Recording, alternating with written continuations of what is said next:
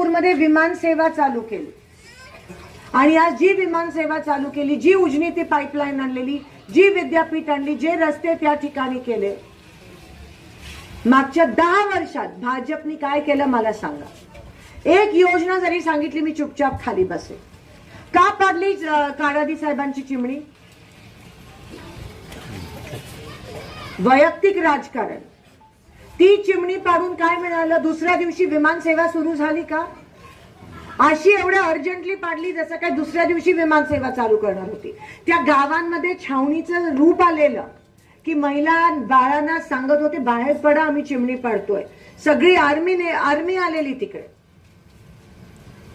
पण अजूनही विमान सेवा सुरू नाहीये. मी चॅलेंज दिलेला 6 महिने जातील आणि हे विमान सेवा सुरू नाही करणार. पंतप्रधान त्यांचा, खासदार त्यांचा, मंत्री त्यांचे एक छोटी विमान सेवा सोलापूरला नाही देऊ शकले.